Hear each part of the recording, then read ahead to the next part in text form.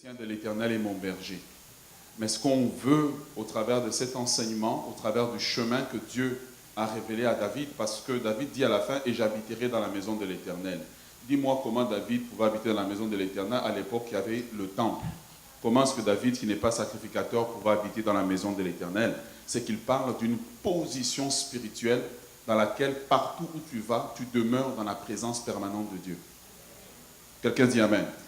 Et le but de la vie chrétienne, c'est la présence de Dieu. Je vous prie ce matin, si c'est possible pour vous, de prendre des notes, parce que nous allons, comme on dit, voler un peu à haute altitude. On a essayé de préparer un PowerPoint. Merci à l'équipe en arrière pour le bon travail qui a été fait.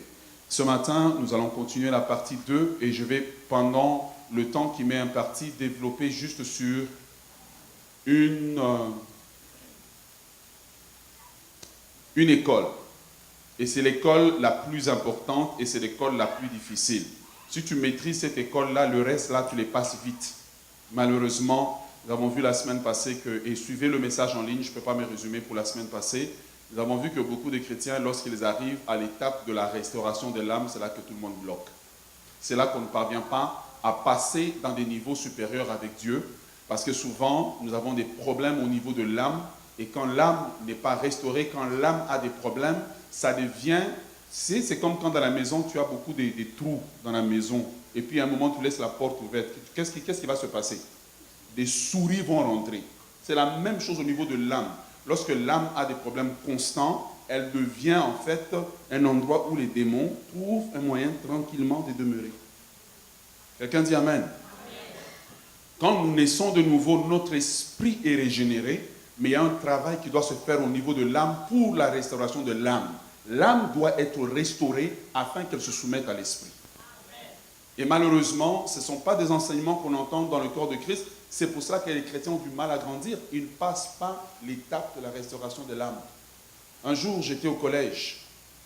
J'avais une collègue qui m'assistait. Son papa était ancien dans l'église. Grande famille, née dans le Seigneur, elle connaissait le Seigneur. Un jour, on s'est mis à prier. Et puis la prière a chauffé. Soudainement, la sœur qui était gentille, motivée, cherchant le Seigneur, née de nouveau. Dis à ton voisin, née de nouveau. Elle a commencé à faire des manifestations. J'étais choqué. Commençait à chasser le démon au collège. Le démon est attaché à ses cheveux. Chasser le démon. À un moment donné, pouf, l'esprit est sorti. La personne était libérée. Notre théologie doit se vérifier dans la pratique. Une théologie qui ne peut pas se vérifier dans la pratique, elle est fausse. Elle doit se vérifier dans la pratique. Et voilà pourquoi, lorsque nous naissons de nouveau, il est important de passer par la cure d'âme. C'est dans la cure d'âme que beaucoup de blessures intérieures, beaucoup de problèmes que nous avons sont solutionnés. Et là, maintenant, on devient des chrétiens forts. Quelqu'un dit Amen. Nous allons lire le psaume 23. 2 textes ce matin. Je m'excuse, je peux te prendre des cours? Oui. Tu es la meilleure lectrice, non? Psaume 23, nous le lirons en entier. Ensuite, nous allons lire un second texte. Psaume 23, il est à l'écran, tu sais. On est moderne à la citadelle. Psaume 23. L'Éternel est mon berger, je ne manquerai de rien. Grâce à lui, je me repose dans des prairies verdoyantes. Prochainement, il faut me donner la version second 1910. Moi, je suis un classique. Mais allons, va avec ta version dans ta Bible. Les nouvelles versions me font peur parfois. J'aime bien la parole vivante, mais on va aller avec le classique que tout le monde connaît. Vas-y. L'Éternel est mon berger, oui. Je ne manquerai de rien. Il me fait reposer dans des verts pâturages. Il me dirige près des eaux paisibles. Il restaure mon âme. Il me conduit dans les sentiers de la justice à cause de son nom. Quand je marche dans la vallée de l'ombre de la mort, je ne crains aucun mal, car tu es avec moi. Ta houlette et ton bâton me rassurent. Tu dresses devant moi une table en face de mes adversaires.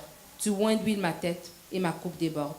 Oui, le bonheur et la grâce m'accompagneront tous les jours de ma vie, et j'habiterai dans la maison de l'Éternel jusqu'à la fin de mes jours.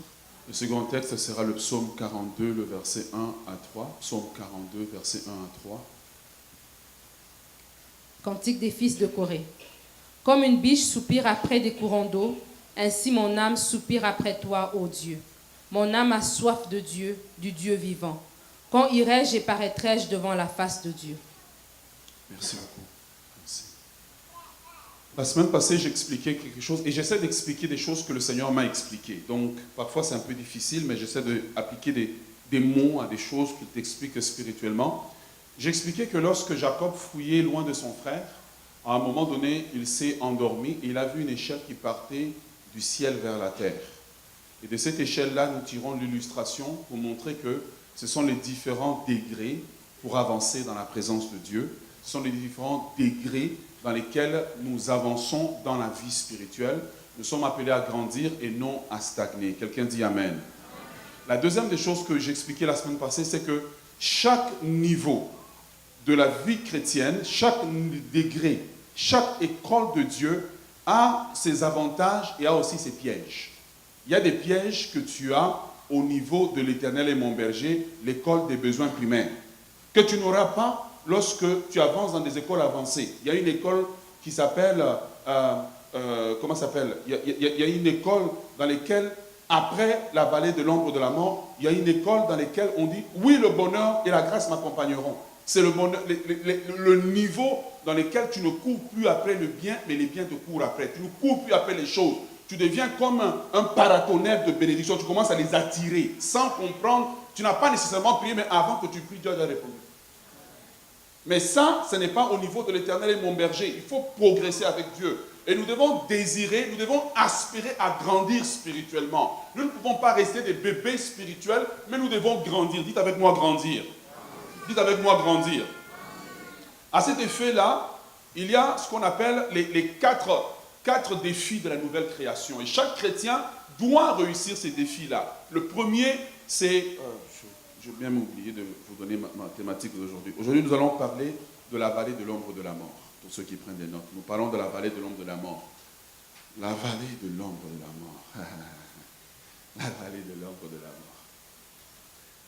Le premier défi de la nouvelle création, c'est grandir. C'est le premier défi de tout chrétien. Nous devons continuellement chercher à grandir dans le Seigneur. Frère, je veux te dire la vérité. Tu peux chanter. Chanter ne veut pas dire que tu as grandi. Tu peux être responsable, mais tu n'as pas grandi. Tu peux être là, tu as la Bible en main, toutes les versions de la Bible. Tu as la Torbe, tu as la Nouvelle Jérusalem, mais tu n'as pas grandi. Tu peux parler en langue, mais tu n'as pas grandi. Paul dit aux Corinthiens que je ne vous ai pas parlé comme à des hommes spirituels, mais comme à des bébés. Et pourtant, il faisait des miracles. Et pourtant, il parlait en langue. À ces chrétiens qui parlent en langue, Paul leur dit, vous êtes des bébés spirituels. Lorsque nous affirmons des choses, nous devons regarder l'ensemble de la parole de Dieu. Pas affirmer dans des versets cachés, des versets isolés. Est-ce que vous êtes avec moi? Le deuxième défi, premier défi, c'est grandir. Le deuxième défi, c'est devenir fort. Le chrétien doit devenir fort en Christ. Voilà pourquoi Paul prie pour les Éphésiens en priant pour eux. Il dit, je prie que vous soyez fortifiés dans votre homme intérieur. Est-ce que vous êtes avec moi? Le troisième défi, c'est mûrir. Le chrétien doit devenir mûr. Quand on te regarde, tu es mûr. Quand tu prêches, on sent que tu lis la Bible. Quand tu prêches, on sent que tu sors de la présence de Dieu. Quand tu parles, on sent que lui, il est mûr. Il est mûr. Il est mûr. Quelqu'un dit Amen. Quatrièmement, une fois que tu es passé par toutes ces étapes, le chrétien maintenant rentre à l'étape de la conquête. L'étape de la conquête, toutes les étapes que je vous ai citées, ce sont les étapes qui doivent en fait précéder la vallée de l'ombre de la mort. C'est après la vallée de l'ombre de la mort que nous pouvons maintenant rentrer dans la vie chrétienne de l'extraordinaire divin. L'extraordinaire divin, mon frère, ma soeur, n'est pas réservé aux prédicateurs, c'est réservé à tous les chrétiens. À tous les chrétiens. Dis à ton voisin, c'est réservé à toi. Dis à quelqu'un, c'est réservé à toi. Nous devons grandir dans le Seigneur, nous devons devenir matures, nous devons devenir des chrétiens forts, nous devons devenir des chrétiens stables. Nous devons avoir une assemblée où on te donne un message qui te force à grandir. Tu sors de l'église, tu es fâché contre le prédicateur, mais tu sais qu'il t'a dit la vérité. Pas des prédicateurs qui te flattent. Mais un prédicateur qui se tient devant toi, qui dit, toi, tu iras en enfer. Si tu ne te changes pas, tu vas en enfer. Quelqu'un dit Amen. Le but du ministère, ce n'est pas d'être populaire. Le but du ministère, c'est de déclarer aux gens la vérité de Dieu. Qu'ils aiment cette vérité ou qu'ils n'aiment pas, il faut la leur dire. Quelqu'un dit Amen. Parce que Jésus dit, vous connaîtrez la vérité et la vérité vous affranchira. Maintenant, David dit que quand je marche dans la vallée de l'ombre de la mort, mais continuez avec moi, quand je marche dans la vallée de l'ombre de la mort, car tu es, ta houlette et ton bâton, tu dresses devant moi, en face de mes... Ok. Ça, voici toute la réalité de l'école de la vallée de l'ombre de la mort. C'est une longue école. Ah, Dieu t'a déjà brisé. Dieu, le Dieu de la vallée de l'ombre de la mort, ce n'est pas la même chose que l'Éternel est mon berger. Il chicote dans la vallée. Dans la vallée, il chicote. Il te met dans une situation où personne ne peut te délivrer. Et il te dit, cours devant moi. Première des choses que j'aimerais dire en commençant. La vallée de l'ombre de la mort, l'école de la vallée de l'ombre de la mort, c'est l'école, c'est la porte d'entrée de la vie chrétienne supérieure.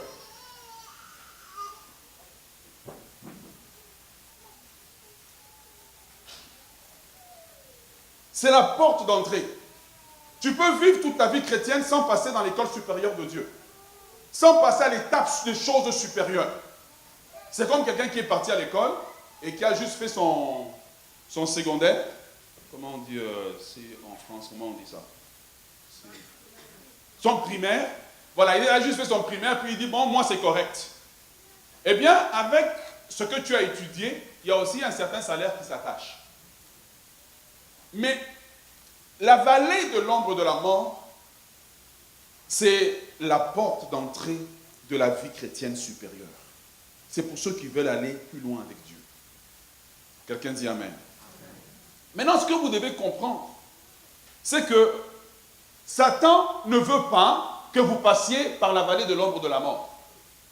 Satan fera tout pour vous bloquer. Il fera tout pour que vous ne rentriez jamais dans l'école de la vallée de l'ombre de la mort, parce qu'il sait que si vous rentrez dedans, et si vous laissez Dieu vous travailler dans la vallée de l'ombre de la mort, rien ne vous sera impossible, tout vous sera donné, tout vous sera accordé. Vous savez ce verset que les chrétiens aiment citer? Il n'y a personne qui a quitté à cause de l'évangile, son père, sa mère, ses biens, ses tantes, ses oncles, sa culture, à cause de moi, qui ne recevra pas au centuple. Qui a déjà cité ça dans la prière? Levez la main, levez la main. Vous n'avez jamais cité ça dans la prière? Alors on a dit, levez la main, levez la main. Levez la main. Si vous l'avez déjà cité, levez la main, levez la main. Ok. C'est comme ça que l'enseignement marche. C'est dynamique. Je parle, vous répondez. Ce n'est pas un monologue. Alors, regarde. Un jour, je priais et puis j'ai cité ça. Dieu vient et me dit, non, non, non, non, non, non, non. Il y a beaucoup de gens qui pensent qu'ils ont laissé, ils n'ont pas laissé. Vous savez pourquoi? Ils ne sont pas passés par la vallée de l'ombre de la mort. Ils ont peut-être quitté physiquement, mais émotionnellement, ils sont encore attachés. Et ils réclament une promesse. Que Dieu dit, j'aimerais te donner, mais viens avec moi dans la vallée de l'ombre de la mort un peu. Laisse-moi te travailler.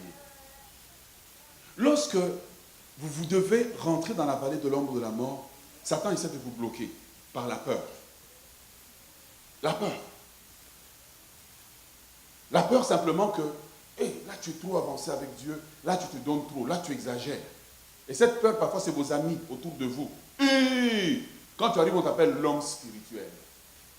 Et toi, maintenant, comme tu veux te faire accepter, tu baisses ton niveau. C'est que tu ne comprends pas ce qu'au travers d'eux, c'est Satan qui est en train de te parler. Est-ce que vous êtes avec moi? Il vient te bloquer le chemin par des distractions. Des distractions autour de toi.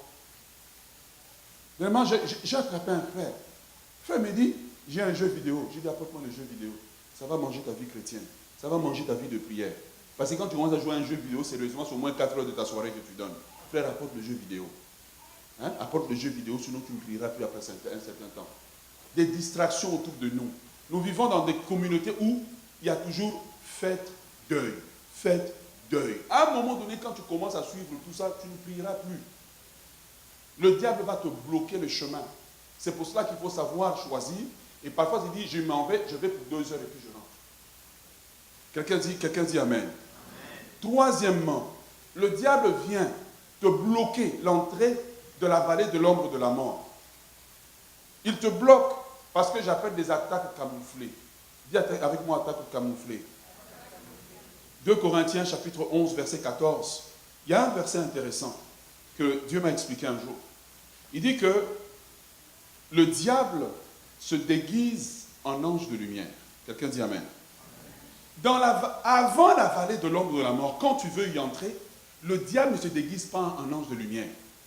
Le diable vient, il se déguise en toi. Quand le Saint-Esprit me l'a dit, je dis, mais non, c'est pas possible. Le Seigneur m'a posé la question. Dis-moi, qu'est-ce qui est plus difficile au diable? De se déguiser en toi ou se déguiser en ange de lumière? Je dis, non, se déguiser en moi, en ange de lumière. Le diable vient, il se déguise en toi. Pourquoi il vient se déguiser en toi? Il prend ta voix, il prend tes émotions et il emmène ses émotions sur tes émotions.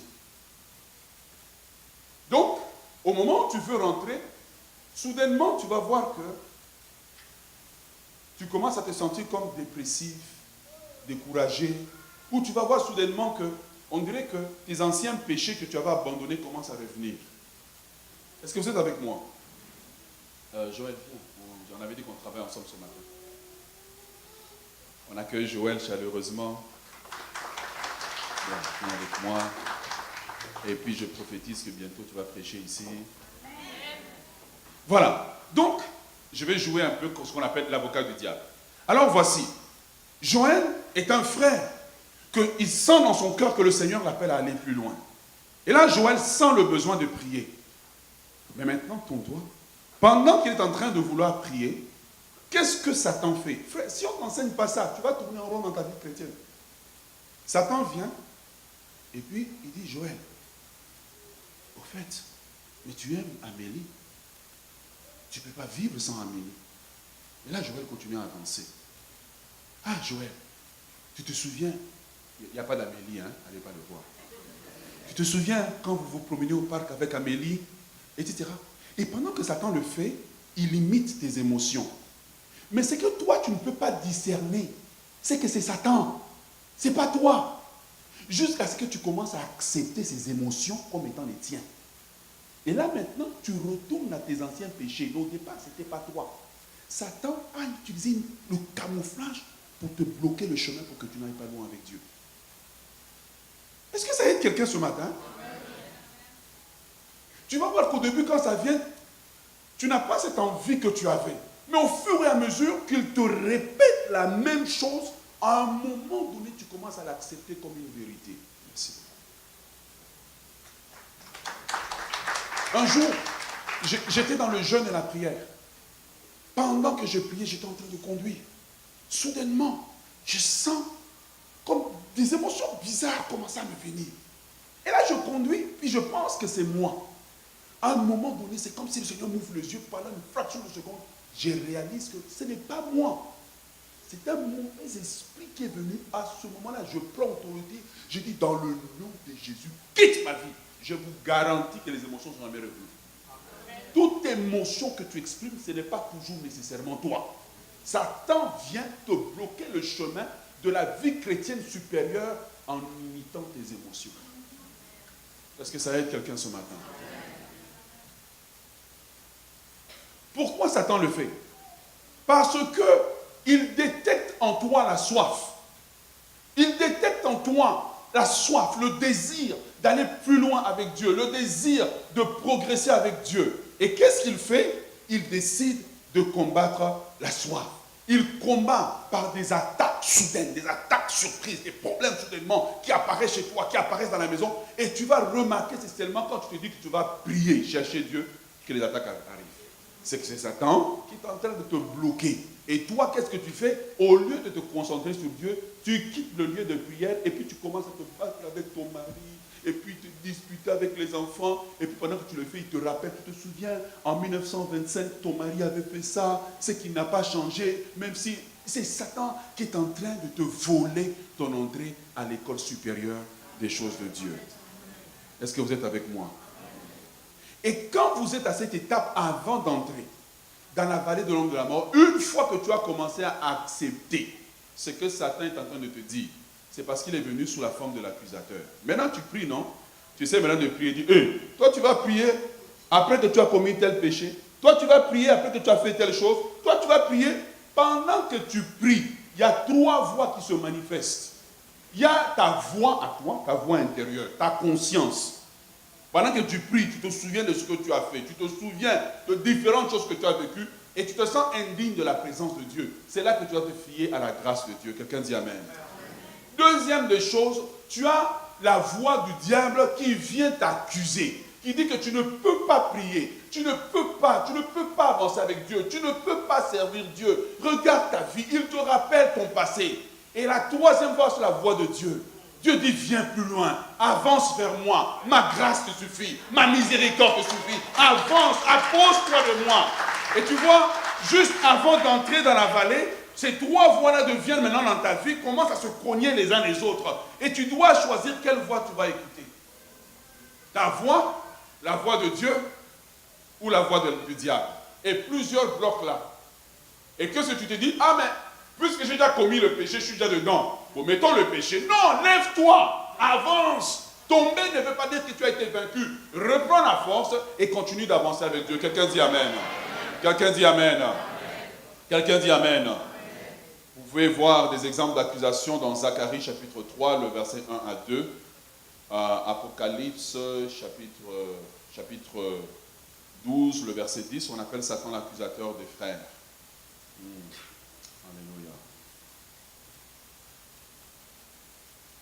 Alors, une fois que tu commences à vivre ces expériences-là, tu commences à expérimenter, en fait, c'est que le psaume 42 que nous avons lu exprime.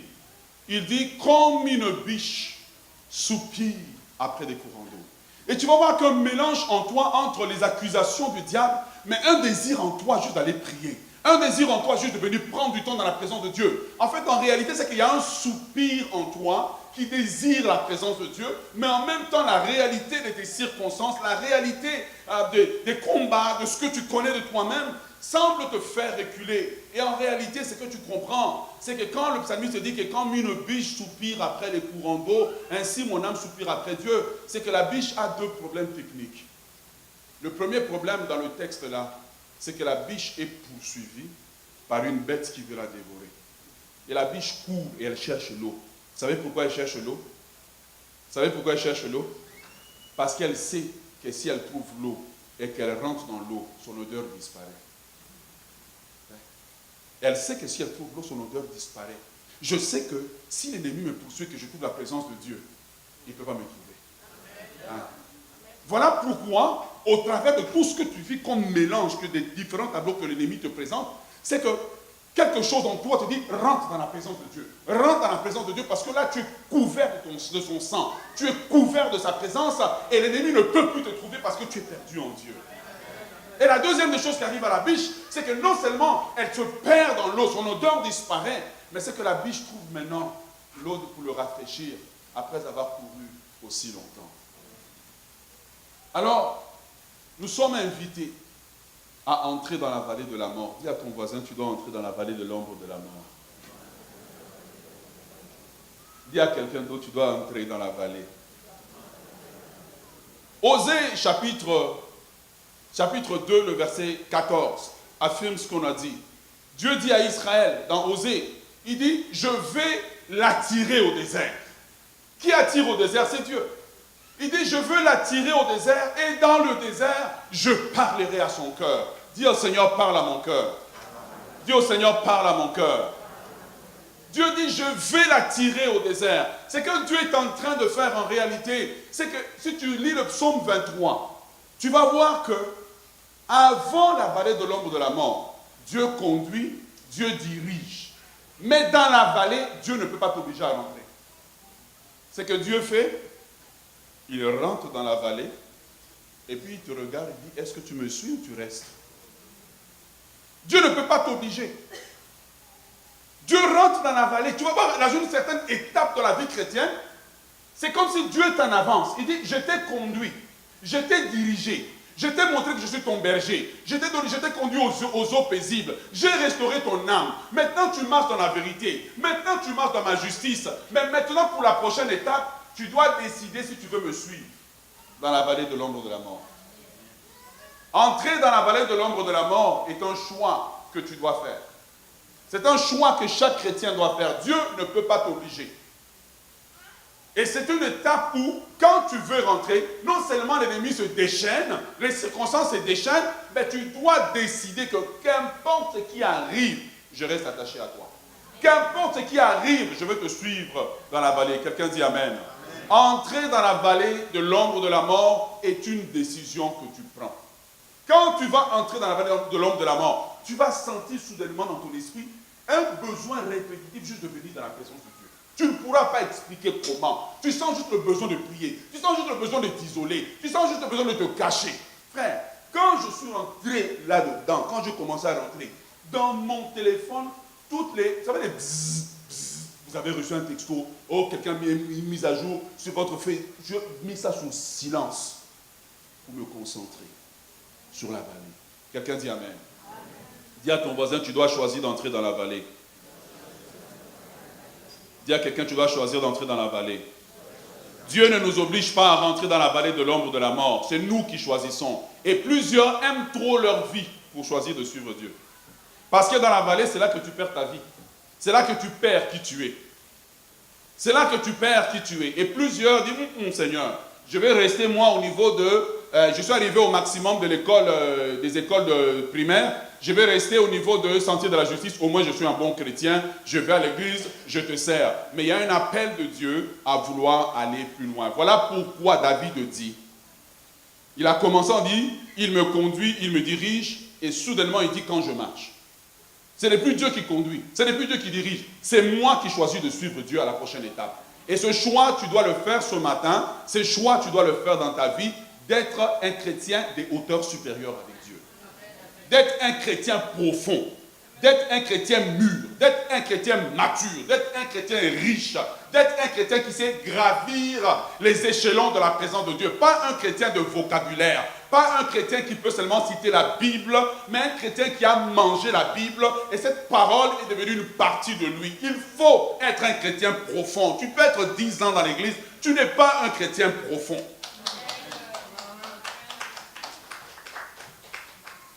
Dans l'étape d'avant la vallée, Dieu nous conduit. Vous savez, quand tu arrives dans les sentiers de la justice, c'est l'étape où tu abandonnes tes péchés. Mais quand tu rentres dans la vallée de l'ombre de la mort, c'est l'étape où Dieu commence à traiter avec les iniquités. Que Dieu traite maintenant avec les racines. Pourquoi ce péché répétitif est en toi? À l'étape de la vallée, à l'étape avant la vallée, c'est toi-même. Est-ce que vous êtes avec moi? Voilà pourquoi David dit, quand je marche, tu dois faire le choix de marcher. Dieu ne t'obligera jamais. Même si tu restes un chrétien de sentier de la justice, tu iras au ciel. Mais quand tu vas arriver au ciel, tu vas voir tout ce que tu as manqué. Parce que tu n'as jamais rien sacrifié. Quelqu'un dit Amen. Alors, une fois que tu choisis d'entrer dans la vallée, eh bien, tu rentres dans quelques étapes de transformation que nous avons lues dans le verset 4 du psaume 23. Est-ce que ça vous bénit ce matin? La première des choses, la première étape, il dit, quand je marche dans la vallée de l'ombre de la mort, je ne crains aucun mal car tu es avec moi. C'est ce que j'appelle la première étape de la vallée de l'ombre de la mort, c'est ce que j'appelle la terre aride. La terre aride ou la terre sèche. C'est une étape où quand tu rentres dans la vallée, frère, tu commences à prier, tu as l'impression qu'il t'étouffe. Tu n'as jamais prié, tu as l'impression que tout est mort autour de toi. Tu as l'impression que, donc, c'est comme si c'est lourd quand tu pries. Tu n'arrives pas à progresser, c'est lourd, c'est difficile. C'est parce qu'en fait, l'atmosphère spirituelle n'a pas encore été assez impactée par tes temps de prière, par tes temps de jeûne, par tes temps de la recherche de la présence de Dieu. L'atmosphère est lourde. Et à cette étape-là, ce qui arrive à beaucoup de chrétiens, c'est que quand ils commencent à prier, ils sentent que l'atmosphère est lourde. Qu'est-ce qu'ils font? Ils arrêtent. Et puis ils sortent de la vallée. Ça, c'est la première année. Dieu dit, reviens dans la vallée. Retourne dans la vallée. Commence à prier. Et c'est là que maintenant tu commences à prier. Tu commences à prier et tu as l'impression que pendant que tu pries, rien n'est en train de se passer. En réalité, quelque chose est en train de se passer en toi. Est-ce que vous êtes avec moi? Le psalmiste au psaume 63, le verset 2. Psaume 63, le verset 2, a expérimenté la même chose. Il dit, ô Dieu. Si c'est possible pour vous de suivre avec les textes, j'apprécierais. Si ce n'est pas possible, ce n'est pas grave. Il dit, Psaume 63, verset 2, il dit, ô Dieu, tu es mon Dieu. Je te cherche, numéro 1. Il dit, mon âme a soif de toi. Il dit, mon corps soupire après toi. Où ça? Dans une terre aride, déchaissée, sans eau. Il y a des moments où quand tu rentres dans la vallée, tu dis, mais Seigneur, c'est toi qui m'as appelé à prier. Ça fait 3 jours que je prie, ça fait 4 jours. Tu as l'impression que tout est sec. Donc, quand tu rentres dans la prière, tu es comme, pourquoi même je suis là? Pourquoi même je suis en train de prier? Tu as l'impression que tout est mort autour de toi. C'est normal. C'est la bienvenue dans la vallée. Tu as l'étape de la terre aride. Est-ce que tu es avec moi? Psaume 84, le verset 3, nous dit, Psaume 84, 3, mon âme soupire et languit après tes parvis, les parvis de l'Éternel. Mon corps et ma chair poussent des cris vers le Dieu vivant. Psaume 143, le verset 6 dit, j'étends mes mains vers toi, mon âme soupire après toi, comme une terre desséchée.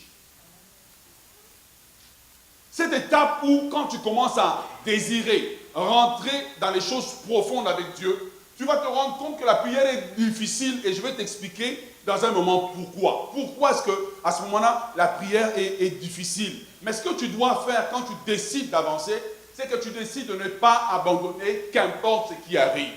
C'est l'étape où tu ne pries pas pour des émotions. C'est l'étape où tu pries parce que tu veux trouver Dieu. Est-ce que tu es avec moi? Est-ce que tu es avec moi? Frères et sœurs, et à cette étape-là, la seule chose qui t'aide, la seule chose qui va t'aider à persévérer à prier, vous savez c'est quoi?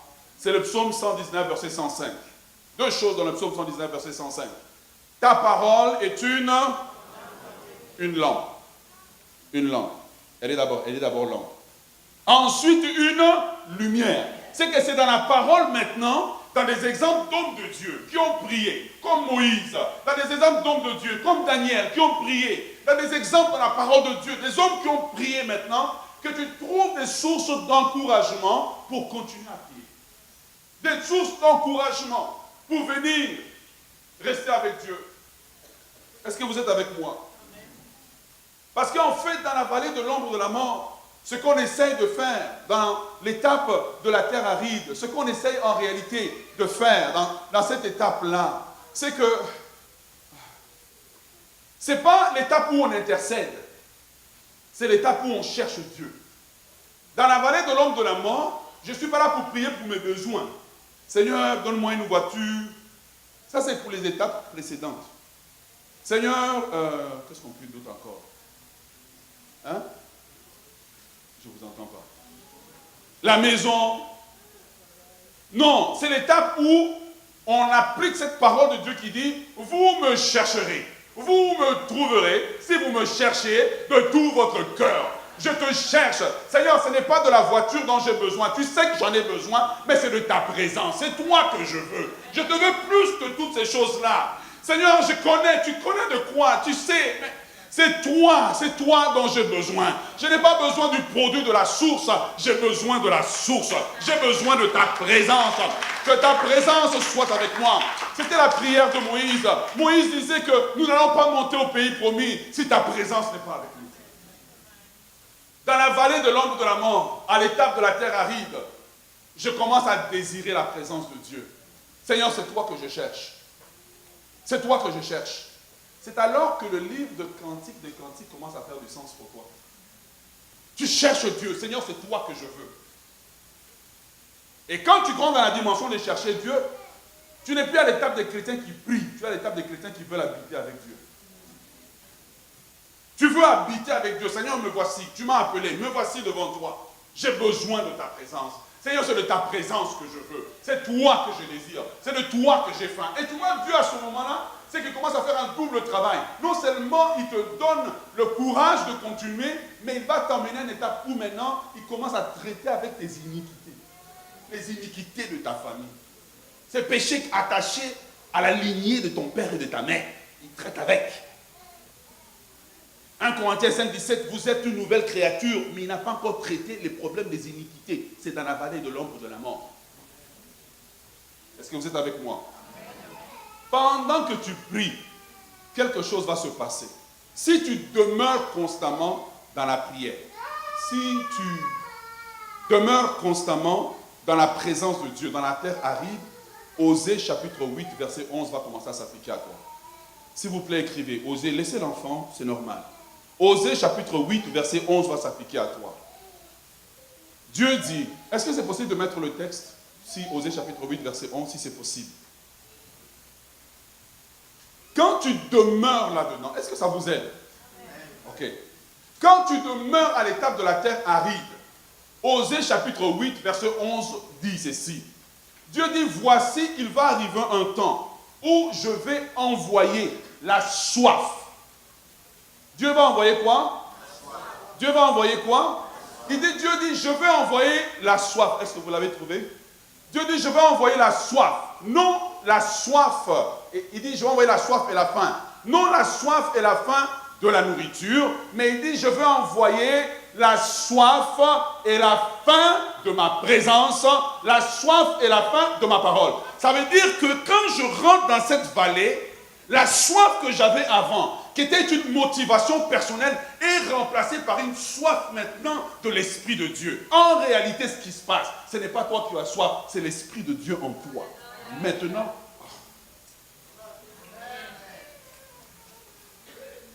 écoutez, je t'explique des choses que moi j'aurais aimé qu'on m'explique il y a 20 ans, j'aurais économisé du temps. Moi j'ai appris par essai-erreur. Puis à un moment donné, je me dis, ah, ça marche. Ça marche pas. C'est que dans l'étape de la terre aride, lorsque tu demeures,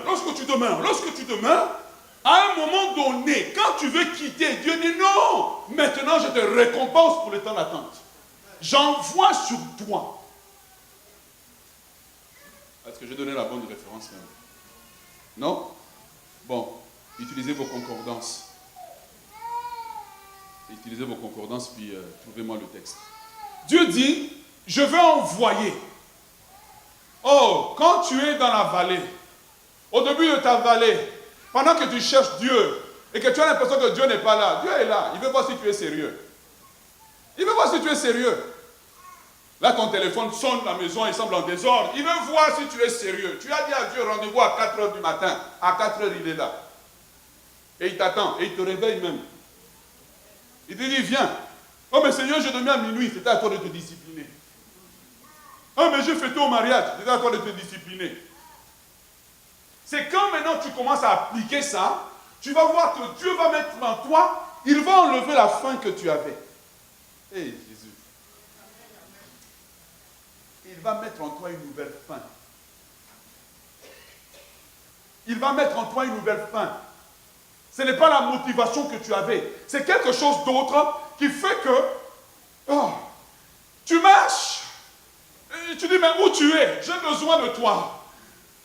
Tu commences à avoir une faim, non de lire la Bible pour trouver des prédications, mais cette parole commence à devenir une nourriture pour ton âme. Une nourriture, si tu l'as dit, amen. Ok, une nourriture pour ton âme, une nourriture pour ton esprit. C'est que Dieu t'envoie la faim. Pourquoi il t'envoie la faim? Parce qu'il veut que tu ailles plus loin dans la vallée. Sans la faim que Dieu envoie, tu ne peux pas. Oh, merci beaucoup. Est-ce qu'on peut les applaudir? Alléluia.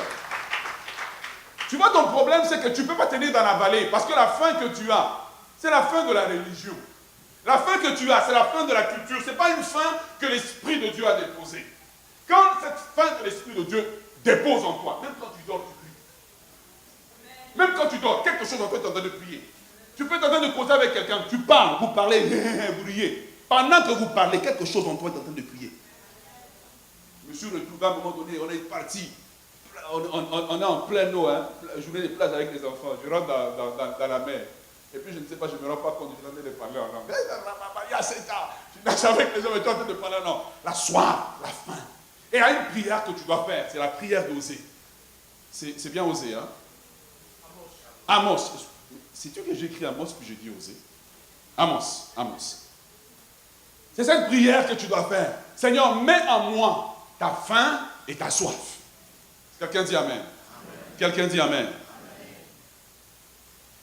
Ésaïe chapitre 41, le verset 18 dit la même chose. Quand tu demeures dans la terre aride, Dieu dit, je ferai jaillir des fleuves dans la solitude. C'est dans la solitude maintenant que Dieu commence à... Oh, ça c'est merveilleux. Que Dieu commence à te fendre comme le rocher que Moïse a frappé. Et il y a une eau. Parce que tu demeures en lui, il y a une eau qui commence à couler de toi. Ce qui était sec soudainement quand tu pries. Tu rentres dans la présence de Dieu, ce n'est plus des longues gymnastiques que tu fais. Je te dis, c'est plus des gymnastiques. Pendant qu'eux sont en train de faire confessons nos péchés parce que nous avons, toi tu es déjà rentré. Parce qu'en fait, en réalité, tu n'as jamais quitté. Est-ce que vous êtes avec moi? Frère, il y a une vie chrétienne supérieure, il y a des grandes choses, il y a une vie chrétienne profonde dans laquelle il faut rentrer. Quitter le niveau bas, quitter, avançons dans les choses supérieures de Dieu. Quelqu'un dit Amen. Pourquoi Dieu permet que tu restes dans l'étape de la terre aride? Randy, tu peux venir? Je peux avoir le ministère de louange un moment, s'il vous plaît? Oui. Je vais vous expliquer, ça va vous aider.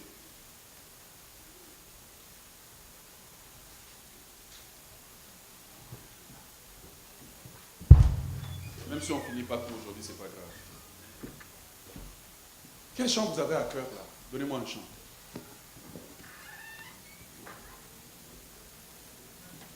Ok, chantez comme une fleur assoiffée. Prends le micro. Il est où le micro là? Ah, tu l'as déjà, ok. Chantez comme une fleur assoiffée. Ah. Ok.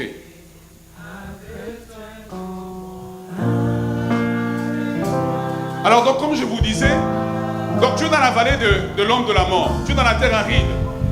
Maintenant Dieu essaie de te parler, mais tu vois, la voix de ta chair est en train de parler. Donc Dieu ne peut pas vraiment, il ne peut pas vraiment parler. Et vous comprenez un peu ce que je veux dire? Donc Dieu essaie de te parler.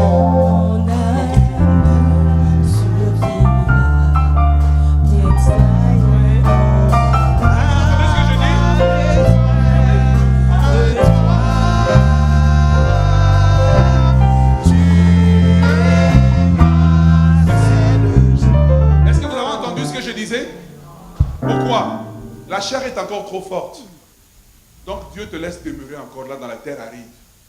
Et là ça commence à t'énerver. Mais la chair est toujours là. Continue. Allez.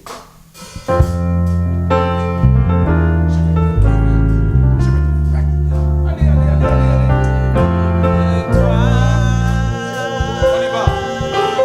Tu es ma seule joie et je ne cesserai de te louer. Mais vous allez voir que, tu vois, ta chair est forte.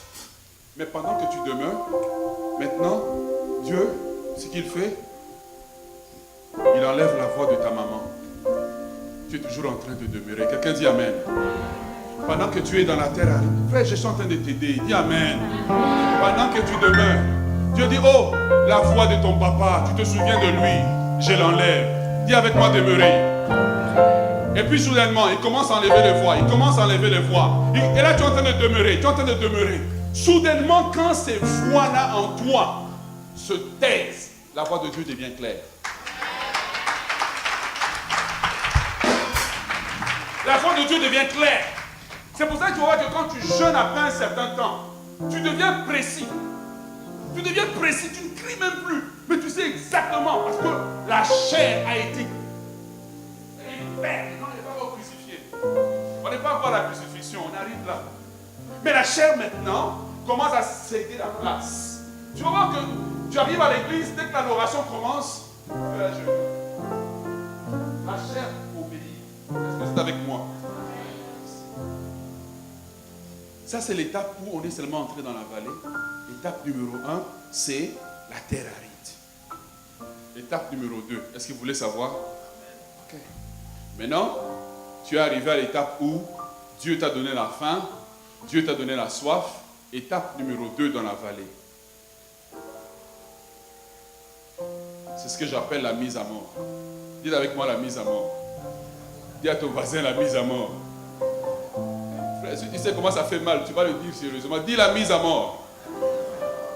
À l'étape de la mise à mort, c'est là que Dieu commence le brisement. Le brisement dans la vie chrétienne n'a rien à voir avec les verts pâturages, n'a rien à voir avec les sentiers de la justice. Il n'a rien à voir avec la restauration de l'âme. C'est quand je commence à entrer dans la vallée de l'homme de la mort. Quand maintenant je suis passé par l'étape où Dieu m'a travaillé, l'étape où je suis passé par l'étape de la terre aride. Maintenant, je rentre dans une étape où Dieu veut commencer le brisement. Ouais. La mise à mort. Dis avec moi la mise à mort. Tu vois, c'est là que tu rentres dans l'étape de la mise à mort. Je vais vous expliquer un peu. Je me demandais, mais pourquoi le psalmiste dit le vallée de l'ombre de la mort? Je suis parti chercher l'expression hébreu. On va la mettre ici devant si vous le voulez bien. Merci pour le travail derrière. La vallée de l'ombre de la mort, en hébreu. Je ne vais même pas citer le mot hébreu. J'ai essayé de le prononcer. Et puis je me suis dit, je n'ai pas envie d'être coincé par un théologien. La vallée de l'ombre de la mort veut dire en hébreu obscurité, ténèbres, désert extrême, lieu de mort. Le mot mavet ici, qui est la fin de la terminologie, veut dire simplement la mort, mort violente, état de mort, lieu de mort. Quand tu rentres dans la vallée de l'ombre de la mort, c'est l'étape où tu commences à rentrer dans la vie chrétienne où Jésus dit de renoncer à soi-même. Beaucoup de chrétiens pensent qu'ils ont renoncé à eux-mêmes, ils n'ont jamais renoncé à eux-mêmes. Ils s'aiment trop. Dis à ton voisin, tu t'aimes trop. Ils s'aiment trop. Ils s'aiment trop. Matthieu chapitre 16, le verset 24 dit, « Si quelqu'un veut venir après moi, qu'il renonce à lui-même, qu'il prenne sa croix et qu'il me suive. » Le texte me donne beaucoup du mal parce qu'en le lisant, je me demande si nous sommes vraiment en train d'aller après Jésus. Matthieu chapitre 10, le verset 38 dit, « Celui qui ne prend pas sa croix et ne me suit n'est pas digne d'être mon disciple. » Le verset qui m'a beaucoup bouleversé, il dit, Jean chapitre 12, 24, « Si le grain de blé qui est tombé en terre ne meurt, il ne peut porter du fruit. » Donc, à l'étape de la mise à mort, Dieu est tellement sage qu'avant la mise à mort, il produit la soif. Parce que sans la soif, tu ne peux pas accepter la mise à mort. C'est impossible. Si Dieu ne dépose pas la soif de lui, sa soif de lui, pas la soif que toi tu avais, la soif de lui en toi, tu ne peux jamais accepter la mise à mort. Jamais, jamais, c'est trop difficile. Parce qu'à l'étape de la mise à mort, tu penses que tu as renoncé. C'est à l'étape où tu rentres dans la prière. Tu veux tellement la présence de Dieu que tu es prêt à tout céder pour cette présence. Tu es prêt à tout céder. Ce que tu cherches, ce n'est pas une prédication. Ce que tu cherches, ce n'est pas le ministère. Ce que tu cherches, c'est Dieu. Tu veux Dieu plus que tout. Tu veux Dieu plus que tout. Tu veux Dieu plus que tout. Culte ou pas culte, tu veux Dieu. C'est là que le psaume m'échappe. Dans la quarantaine. Psaume, il dit, c'est là que tu peux maintenant expérimenter ce que la Bible dit que la profondeur appelle la profondeur. Donc tu vas dans la profondeur de Dieu. Et dans un certain niveau de la profondeur avec Dieu, ce qui arrive en fait, c'est que tu commences maintenant à expérimenter Dieu autrement. Tu commences à réaliser ces prières du psaume. Où tu as prié, tu veux tellement Dieu, ton type de prière change. Vous voulez connaître des prières de la vallée de l'ombre de la mort? Je vais vous le dire. Sonde-moi, ô Dieu, et connais mon cœur. Parce qu'avant la vallée, tu penses que tu connais ton cœur. Tu ne connais pas ton cœur. Un midi, j'ai l'habitude, chaque midi, je prends 1 heure de prière. Et puis, je mange très rapidement après. Je sors du bureau, je marche. Un midi, j'étais en train de marcher, et puis je priais, et puis je priais, et puis je priais. Le Saint-Esprit s'approche de moi et dit, il faut que je t'aide. Je dis, comment? Il dit, je vois de la colère en toi, il faut que j'enlève ça. Je n'avais pas vu. Tu penses que tu te connais. C'est dans la vallée que Dieu te révèle ton cœur. C'est dans la vallée que Dieu va te révéler vraiment qui tu es. Tu penses que tu es humble jusqu'à ce que tu es dans la vallée. C'est quand tu commences à prier, Seigneur, sonde mon cœur. Vois dans mon cœur ce qui ne te plaît pas. Parfois, tu penses que ton problème, c'est la soeur qui est à côté, que tu convoites. Tu dis, non, ça c'est secondaire. Je vais traiter avec la racine d'abord. Est-ce que vous êtes avec moi? C'est dans la vallée que tu commences à prier à Dieu. Sonde mon cœur. Regarde dans mon cœur. Seigneur, viens. Jette ta lumière dans mon cœur. As-tu déjà prié comme ça? C'est des prières dangereuses. Parce que Dieu maintenant, à cette étape-là, il commence à faire remonter à la surface des choses qui étaient cachées. Et maintenant, il te pose la question, est-ce que tu veux me donner ça ou tu veux le garder pour toi? Si tu dis à Dieu, je veux le garder pour moi, tu sais qu'est-ce qui va arriver? Tu vas rester à l'étape de la terre aride. Cette étape va tellement t'énerver que tu vas sortir de la vallée. Parce que, premièrement, tu n'étais pas obligé d'y rentrer. Est-ce que ça aide quelqu'un ce matin? Tu n'étais pas obligé d'y rentrer, donc ça va tellement t'énerver. Vous savez, c'est comme ce jeune homme riche qui est venu voir Jésus. Il dit, qu'est-ce qu'il dit à Jésus? Que dois-je faire pour hériter la vie éternelle? Qu'est-ce qu'on lui dit? Obéir au commandement, etc. Dieu dit, toutes ces étapes-là, je les ai déjà passées. Jésus a dit, c'est bien. Maintenant, entrons dans la vallée de l'ombre de la mort. Vends tout ce que tu as et suis-moi. Qu'est-ce que la Bible dit? Il s'en alla tout triste. Donc, il était dans la vallée. Il était à l'étape de la terre aride. Il dit, je ne peux pas. Non, je ne peux pas. Il est sorti. Je te prouve ce que je te dis dans la parole de Dieu. Il est sorti, il dit, non, c'est bon. Tu sais quoi? Tes dimensions profondes, la garde pour les autres. Moi, je retourne parce que je préfère mes richesses. Pourquoi? Et Jésus dit, il est difficile pour celui qui est riche. Pas riche en argent. Pas riche en argent. Il peut être riche en autre chose. Il peut être riche en orgueil. Moi, on ne me parlera jamais comme ça. Personne ne va me commander. Frère, tu ne peux pas commander si on ne te commande pas. C'est la loi du leadership. Tu dois accepter que quelqu'un te commande pour que toi aussi tu puisses commander. Parce qu'en réalité, ton autorité, tu la tires toujours de quelqu'un. Est-ce que vous êtes avec moi? Et ce jeune homme, qu'est-ce qu'il a dit à Dieu? Moi, je ne veux pas. Tu sais quoi, ta dimension de je préfère même le royaume, laisse. Garde ton royaume pour toi. Moi, je vais garder mon royaume. Moi, je vais garder mes choses. Frère, tu peux être riche en mauvaises paroles. Tu peux être riche en plein de choses que tu ne veux pas abandonner. Et Jésus a dit, si tu veux me suivre, si tu veux aller à l'étape suivante, l'étape suivante, c'est que je mets mon cœur devant Dieu et Dieu maintenant commence à choisir. Dis pas amen. C'est les prières, tu pleures, hein? Quand ta femme te demande qu'est-ce qu'il y a, ça va? On vient juste de prendre ma voiture.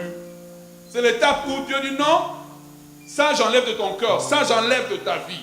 Et plusieurs personnes sont arrivées à cette étape-là avec Dieu. Qu'est-ce qu'ils ont fait? Comme le jeune homme riche, il dit c'est correct. C'est correct là, hein? Faut pas abuser non plus là.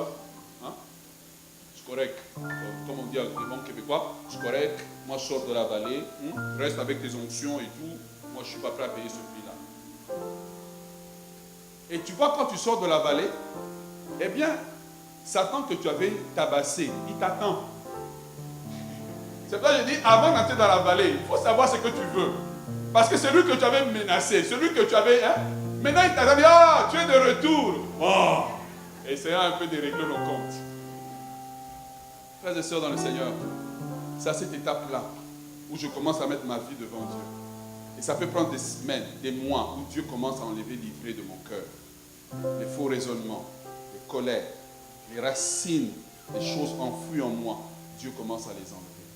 Et c'est à cette étape-là que je commence à accepter d'abandonner ma vie à Dieu, d'abandonner tout ce que j'ai, de fléchir devant lui, de courber devant lui, d'être comme une feuille devant lui.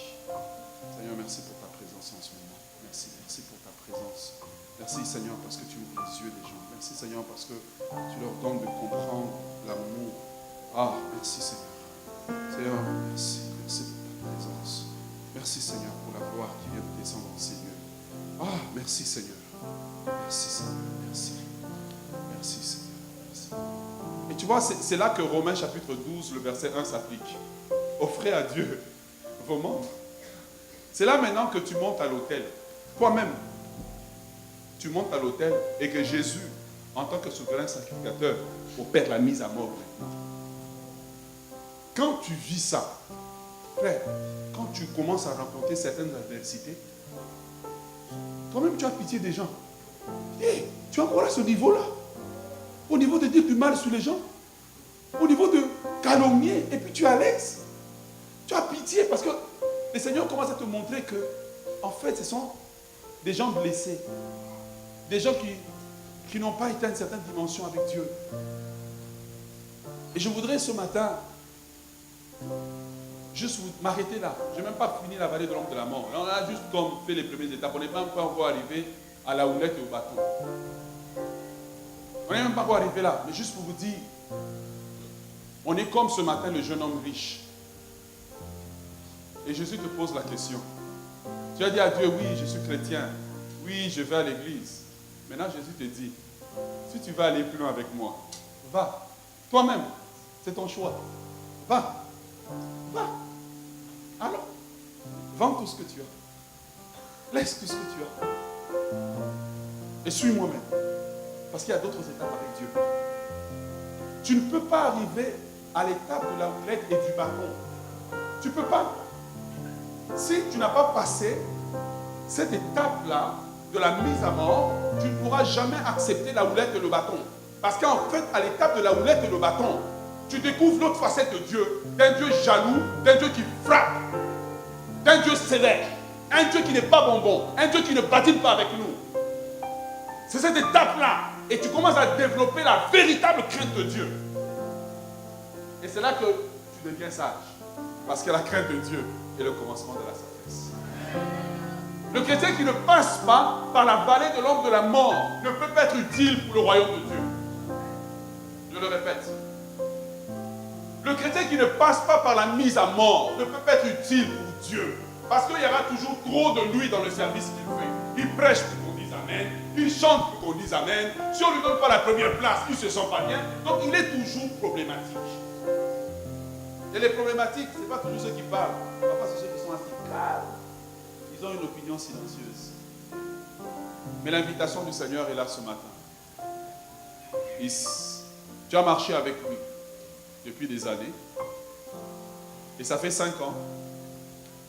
Ça fait 10 ans que le Seigneur est à la porte de la vallée de l'ombre de la mort. Et il te pose la question. Est-ce que tu viens? Et qu'est-ce que tu lui réponds ce matin?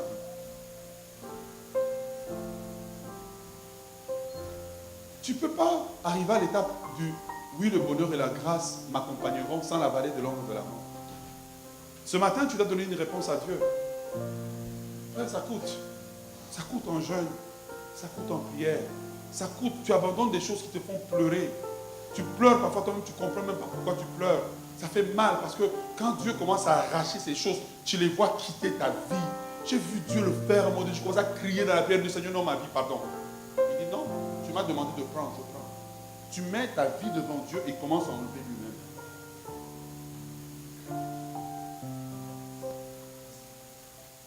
Je veux chanter tes louanges. Je veux louer. Je veux chanter. Il y a des gens que le Seigneur appelle ce matin. Avancez-vous. Sebra sodeba deba zebreka majibro deka.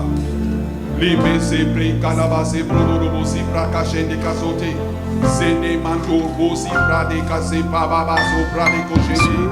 Ando bo zebreka ba zebra de sote bra de kaziba dokema doreba zebra. O ba zebra la onde baba. Sa présence est tombée en Seigneur. Je veux chanter. Je veux chanter. Tes louanges, je veux louer ton Seigneur. Je veux chanter.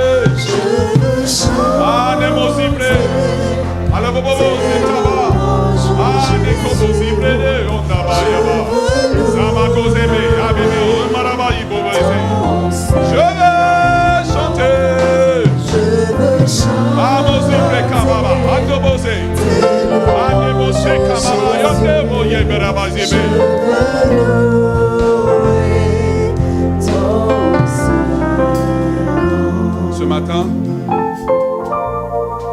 oh, la gloire qui est ici, là, elle est terrible. Tu dois répondre à Dieu. Et si tu veux répondre à Dieu, l'autel est là. Avance-toi.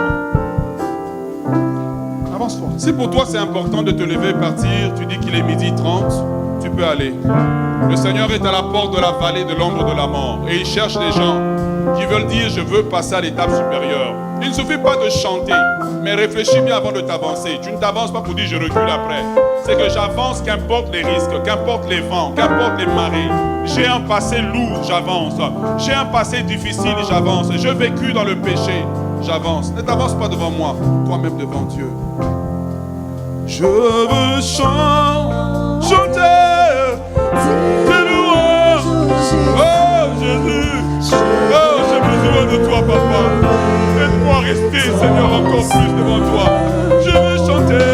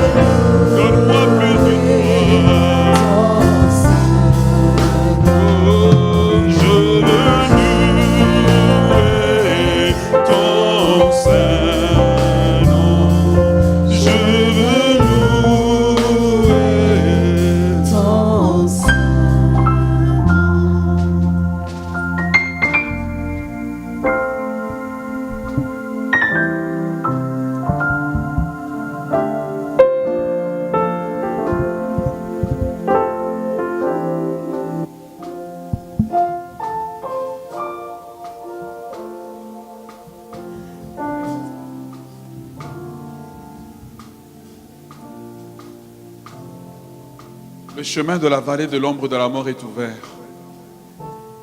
Et le Seigneur demande aux gens, est-ce que tu es prêt à me suivre dans la vallée? Tu dis que tu m'aimes. Tu dis que tu veux de moi. Mais est-ce que tu es prêt à me suivre dans la vallée?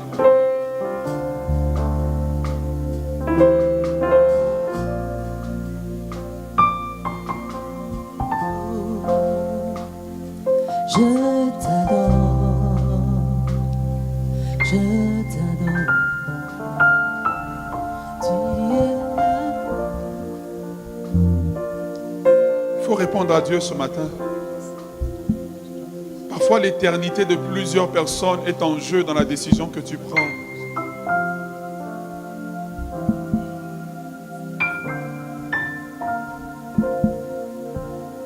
Il faut répondre à Dieu. Es-tu prêt à rentrer avec Jésus dans la vallée de l'ombre de la mort où tu aimes trop ta vie?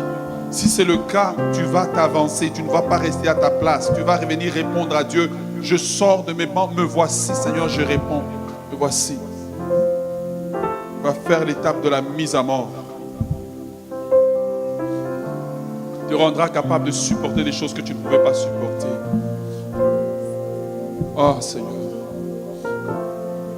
Seigneur, merci. Merci. Seigneur, nous voici devant toi. Comme le jeune homme riche, nous voulons venir devant toi. En te disant, nous voulons plus. Nous voulons plus de toi. Nous voulons plus de ta présence. Attache-nous à toi. Qu'importe la façon, qu'importe le moyen.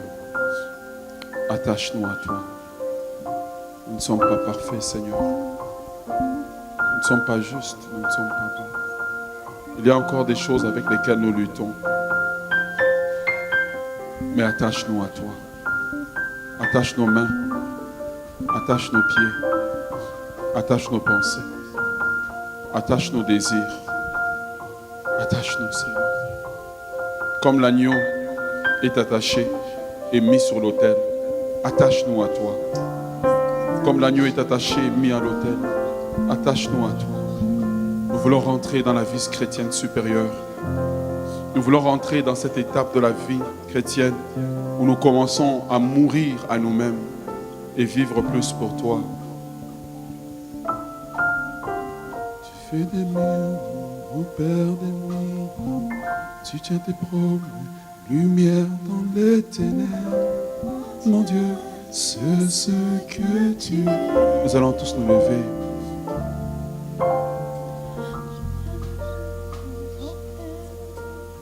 Tu tiens tes promesses. Lumière dans les ténèbres, mon Dieu, c'est ce que tu es.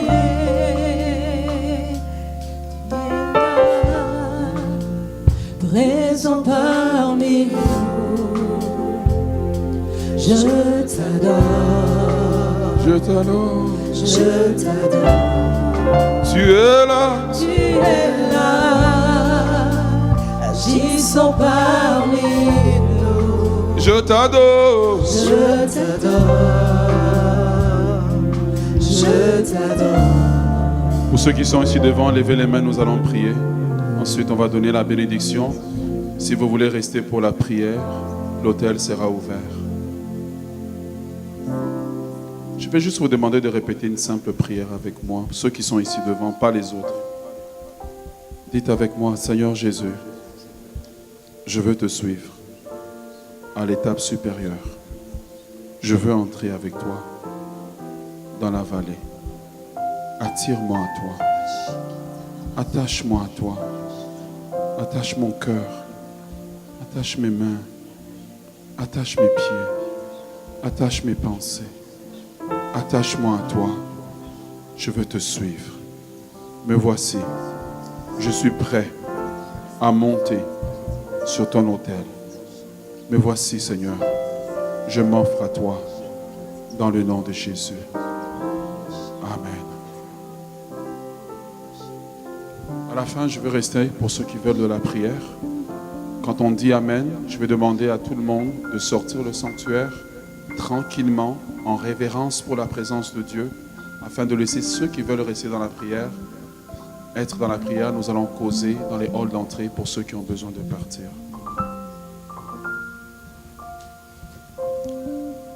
Nous allons tous lever nos mains.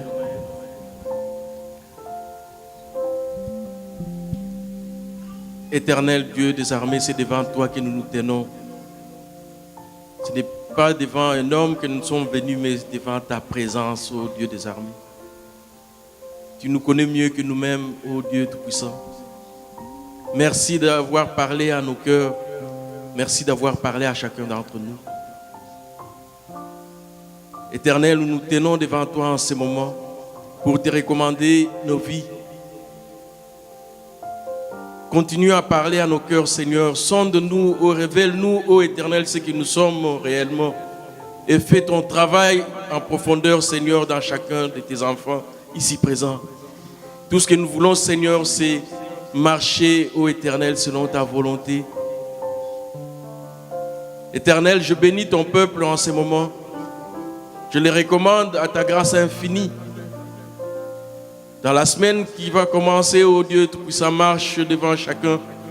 Tu connais les projets, Seigneur, de tout un chacun. Tu connais les défis de tout un chacun. Tu connais aussi les besoins, ô Dieu des armées. Tout ce que nous voulons, Seigneur, que tu te révèles à nous. Pour qu'en la prochaine, Seigneur, lorsque nous nous retrouverons en ces lieux, nous puissions encore dire que c'est l'Éternel qui marche devant nous. C'est l'Éternel qui nous conduit, c'est l'Éternel qui nous soutient et c'est l'Éternel qui intervient dans nos vies. Bénis ces peuples, ô Éternel, Dieu des armées. Précède-le dans la semaine, Seigneur, et que ta gloire se révèle dans la vie de chacun. Au nom de Jésus. Amen.